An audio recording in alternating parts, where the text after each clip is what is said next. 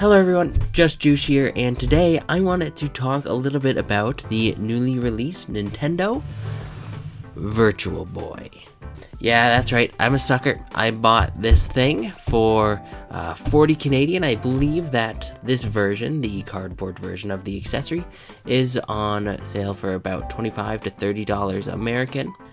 Yeah, for those who are uninitiated, I suppose I should start just by giving a brief introduction to what this thing actually is. So, for those who don't know, the Nintendo Virtual Boy is something of an infamous console in Nintendo's line of consoles, famously called the worst Nintendo product of all time. And, as such, it has become something of a joke amongst Nintendo fans and something that Nintendo as a company usually prefers to just sweep under the rug and pretend like it doesn't exist. However, in a surprising news announcement last year, Nintendo announced that they were actually going to be bringing over the entirety, I'm pretty sure the entirety, of the Virtual Boy game collection to NSO, which is their online service where they release collections of games from their old consoles for them to now be made playable on the Nintendo Switch and now the Nintendo Switch 2 as well. Yeah, this definitely came as a bit of a shocking announcement. People sort of laughed it off when they said that they were going to be releasing the thing. Because, who is really that interested in playing Virtual Boy games? This is famously a bad console. So to, advertise during especially a launch year for the Nintendo Switch 2, being like, hey guys, check out what we're going to re-release. Games for our worst console ever made. Isn't that exciting? Doesn't that make you want to invest in Nintendo products? And of course, me being the Nintendo fanboy sucker that I am, I went ahead and bought the damn thing, so here we are. That being said, there were two models announced. One was a full, proper sort of plastic accessory that was made to look and function very much so like the original Virtual Boy. The only thing that was really different about the new Virtual Boy is that it doesn't come with the original controller. And instead of actually being a fully functioning console in and of itself on its own, you have to use the Nintendo Switch or the Nintendo Switch 2 as the platform to access those games. Yeah, so that accessory, despite not coming with everything, still costs about $100 USD, and to me that was a little bit too much money to invest in a Virtual Boy of all things. So I personally chose to go with the cheaper $40 cardboard model. So yeah, I've been messing around with this thing for about, only a couple hours at this point, but, that being said, I did want to just sort of give my overall thoughts on it, discuss, do I regret my purchase? Am I actually going to consider using the Virtual Boy in the future? Let's talk about it. So first of all, I would like to say that overall my experience has surprisingly been pretty positive. The Virtual Boy famously is not the best console ever made. That being said, what I've actually played from it so far has been pretty good. First of all, in terms of the accessory itself, while this version is made out of cardboard, it's actually kind of a very nice material. I don't know, I'm not even sure if I would use cardboard as the word to describe what it feels like, because it doesn't quite feel that way. It feels almost like, this is a luxury form of cardboard. This is that $40 cardboard that we're talking about, okay?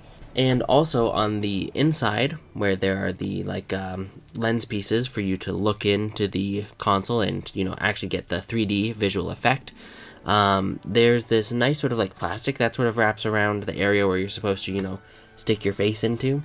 So it's actually quite a bit more comfortable than you might think when you hear about this being made out of cardboard. For what you're paying for, I actually think that you get a pretty well made accessory. And I think that this is especially the case because this thing does actually function like a Virtual Boy. It's not just like a lens for you to sort of look into the console with, but using these lenses, it actually does create these sort of a VR 3D sort of effect that the Virtual Boy was famous for.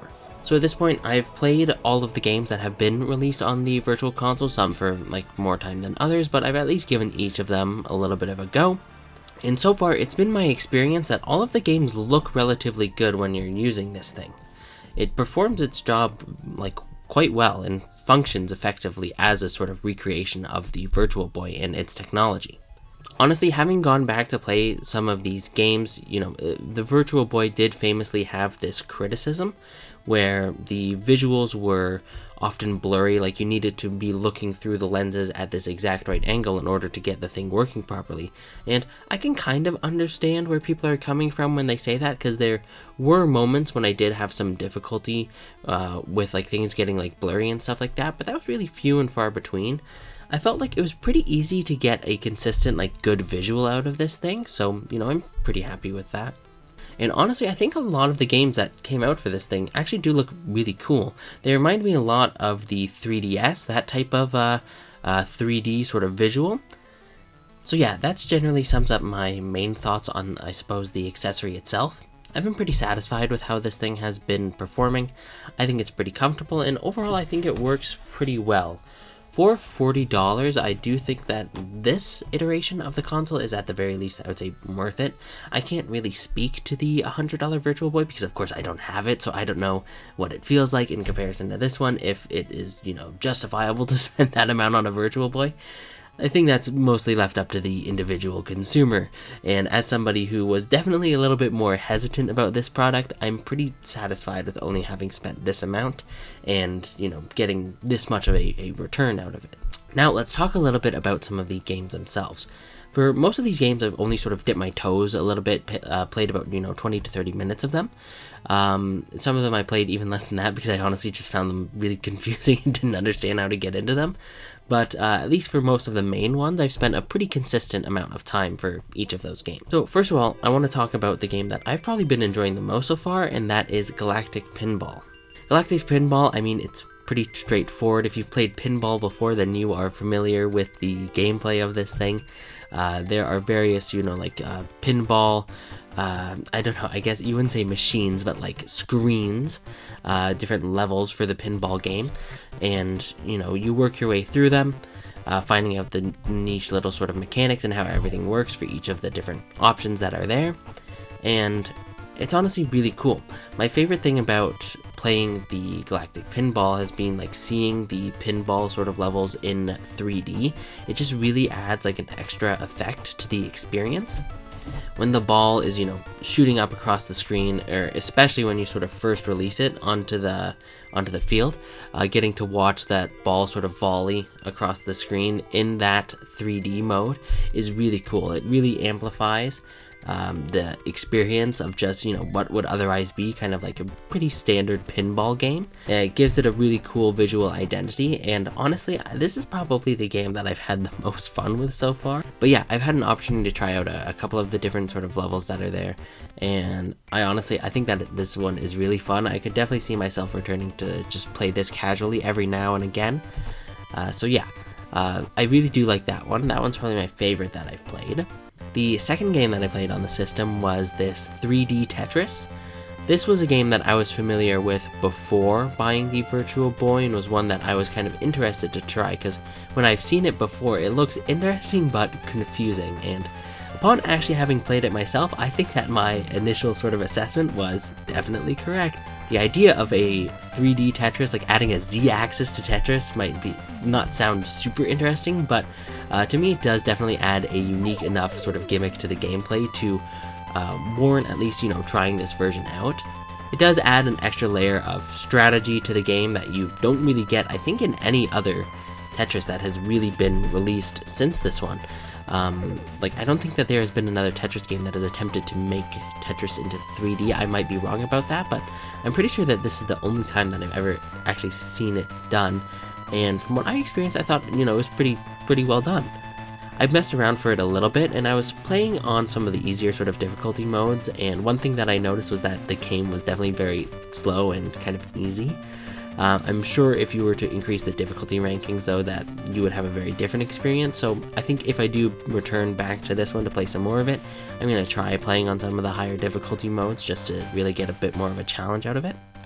One complaint that I have for this version of the game is that the camera, it's not great. A lot of the time I find that the camera is sort of blocking what you are currently doing, the area that you're stacking the blocks on top of, because after a while when you're trying to set up these Tetrises, and you've got these huge walls of Tetris pieces stacked on top of each other, they begin to get so tall that it's kind of hard to see what's in behind them. So when you are trying to, like I said, complete those Tetrises, sort of get those combos, I found it myself often not relying on the sort of main camera angle, but instead more on the side side of the screen, where they show a more traditional sort of 2D view of Tetris of what does each of these layers currently look like. And that is what I found as being like a good solution for that. But yeah, overall it was an interesting one. It's a little bit odd. I don't think that this is one of the best ones that I've played on the console, but I think that this could definitely work to occupy, you know, a little bit of time extra, get a few more rounds out of it. Like I said, I definitely would look to try some more challenging levels for this thing, see if it gets any much harder or anything, but from what I played, it's pretty fun. You know, Tetris is always good. Okay, the next game that I played was Wario Land. Wario Land was really interesting to me because I've never actually played a proper Wario Land game. I've played, you know, some of the WarioWare titles, but I've never played the proper like 2D style Wario games. So it was fun to honestly get a chance to experience that for the first time. Odd that I experienced it for the first time through the Virtual Boy, but apparently what I heard going into this is that this is one of the few like actual good games that were made for the console. So I guess had some high expectations going into this thing, and you know, I've only played a couple of levels so far, but from what I've seen, it's got some pretty basic, straightforward, but fun platforming action. I really like their sections of the game where you sort of have to hop in between two different layers of the screen. So like you have a forward layer and a background layer, which works really well for the 3D visuals. The platforming, it's pretty basic in terms of a 2D side scroller, but that element of swapping between screens I think really works well for what the Virtual Boy is capable of. And yeah, overall I'd say it's pretty good. Okay, so the game that I've been playing next, and probably the second most amount, is Golf. I believe it's just titled Golf. I think that this is made by Nintendo as well, if I'm not mistaken. At the very least, I mean, they've got the Nintendo logo, like it appears several times in this game, so I think it's made by them, or if not, it might have just been, you know, published by them or something like that, and that's the reason why they have that same branding. But I've been having a decent amount of fun with this one. I think it has, honestly, some pretty solid golf gameplay, especially for the time. It honestly, the core gameplay, sort of like mechanics and everything, remind me a lot of how Wii Golf functions, where you can sort of swap between the clubs. You have a little mini map that sort of displays where you're generally going to be aiming. You get to select how much power you're going to use. If you want to, you can also have the ability to like adjust your stance. You choose generally where you are aiming for in terms of like when you actually hit the ball. And you know, all of those things can affect the sort of shape and distance of your shot. It's definitely taken me a little while to sort of figure out exactly how it all works. It's definitely taken me a little while to figure out how all of that stuff works. Maybe it's just because I'm not the most experienced golfer in real life as well, so I don't know generally how I'm supposed to be aiming these things or anything like that. But I'm definitely struggling a little bit to work my way through golf. But I played quite a few holes through this game already, and honestly I think that this gameplay is pretty solid. Again, I don't think that this is anything that I would see myself playing for extended periods of time, but just to, you know, kill a few minutes every here and there, you know, mess around a little bit. It's a fun enough sort of distraction, and I've been enjoying it so far. And for me, those are really so far the highlights, those games that I've talked about. The ones that are left are the ones that I haven't had as much of a great opinion of. First of all, we have this Telero boxer game thing. So yeah, this is like a boxing game. It reminds me, I think, a little bit of Punch-Out. It's a very sort of similar vibe that I think it's going for. You had to fight against these different fighters from, you know, all across the world, but instead of it being sort of like regular boxing, where you yourself are, you know, fighting your opponent, you are doing the boxing instead through these little robot guys. At least this is what seems to be going on to me. I don't know exactly what the premise of this game is. Yeah, this one I found the gameplay to be a little bit confusing about how exactly, you know, you're supposed to block, punch, and dodge and all that. It's not as simple of I guess it's not as simple of a control scheme as something like Punch-Out or something like that, so it's a little bit less straightforward in terms of, just pick it up and play. If I were to mess around with it a little bit more, I'm sure I would probably get a better understanding of it, and therefore probably enjoy it a little bit more. But from what I've experienced so far, this game, it appears to be decently simple. But yeah, that control scheme, I haven't quite got it down yet, so because of that, I haven't quite been able to make too much progress in the game and figure out what exactly it is that I'm doing. But overall, this is definitely one of the least interesting games that I've played on the console so far. Okay, next there is this game, The Mansion of Innsmouth, I believe it is called. Yeah, I'm not 100% sure. When you look at it on the Switch menu, I believe the title's in Japanese, so I don't know exactly what this is, what the premise of this game is. It seems to be a horror game, is I guess what I would call this probably. Because the basic premise of the game is that you're wandering around this sort of like mansion-esque area, and you're collecting items, and every now and then you'll encounter these sort of, creepy monster-like dudes, and you have the ability to fight them if you line up your shots correctly. And I honestly was hoping to like this one a little bit more than I did. Maybe it's just because I'm still a little bit confused as to what exactly the goal of the gameplay is. Like, I don't understand what it is that I'm supposed to be doing. I just seem to be kind of wandering aimlessly, collecting items until I find some monsters to fight. But yeah, no, I really like the idea of there being like a horror game, I guess if you could call it, for the Virtual Boy. I honestly think that the black and red color scheme works decently well for it, as well as the 3D effects. You can, have creatures that actually jump out at you, go to attack you. It can make it a little bit more, I guess, scary. As scary as a game with this sort of graphics style probably can be. It's as scary as it can possibly get. Overall, Mansion of Innsmouth is another one that I would definitely have to spend a little bit more time with to give my thoughts on properly. It's definitely intriguing to me, but at the moment, I just have no idea what I'm doing with it, so yeah. Okay, and the last game that I played was this Red Alarm game, and it's a kind of, I guess, like Star Fox is probably the best way that I can describe it. It's like an airship sort of fighter game. You progress through the level. It's 3D. You sort of control your jet, and you're firing at different like robot type enemies as you sort of progress along. This is again one that I didn't like as much, and I think a lot of that has to do with the graphics and the camera angle. This is definitely the game that I've played on this console that I think is probably aged the worst, unfortunately. A lot of the time I just find it hard to tell what exactly it is that I'm looking at. For people who have played the original Star Fox on the SNES, I find that game in comparison to the later N64 and the other later games in the franchise to be a little bit more difficult going back to. It's a little harder to control, it's harder to get a general sense of, what you're shooting at, to control and steer your ship in the right direction. And this game is like that, but it's all in black and red as well, so it is a lot of the time pretty difficult to have a good sense of what it is that you're like looking at.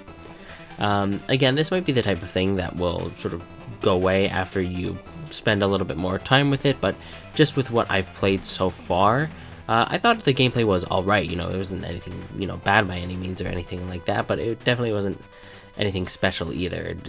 This one will definitely take, I think, a little bit more time for me to get into. So there you go, there you have it. Those are the sort of ups and downs, the highlights of what I've been playing on the Virtual Boy so far. I'm definitely going to keep messing around with it. I mean, I did spend an additional $40 to get this thing in addition to what I'm already paying for NSO. So it's definitely going to be, worth my while to play a little bit more of it. Maybe I'll talk some more about it in a future video, especially as some of the other Virtual Boy games do eventually come out. The one I know for sure that I'm looking forward to is getting a chance to play Mario Tennis on this thing. That is one that is also decently famous. I think it was a launch title for the Virtual Boy. I don't think that game is quite as well regarded as Wario Land. But if you have played that game and if it's, of a similar quality or not, please let me know in the comments below so that way I can have a little bit of a better expectation kind of what that might look like. But yeah, if you are on the fence about getting this thing, whether it's the $100 plastic version or the cheaper cardboard version, I can definitely attest to the fact that I'm quite satisfied with the way that this thing has been performing. It's decently comfortable. It replicates the technology pretty well. I've been having a decent amount of fun with the games that are available on the service. And I figure if you are already paying for NSO, if you pay a little bit of extra money to get this, once in a lifetime sort of accessory, you manage to get access to a huge variety of Virtual Boy games, and all of that, the cost of those games is already baked into the console. And yeah, trying to find and play an actual Virtual Boy is probably nothing short of impossible.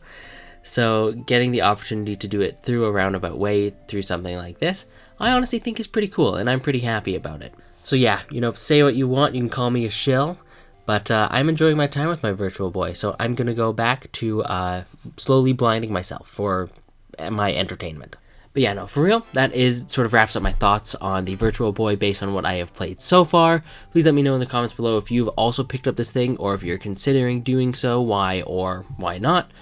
Yeah, until next time, as always, this has been JustJoosh, and this is just my opinion. Thank you for watching, everyone. Take care.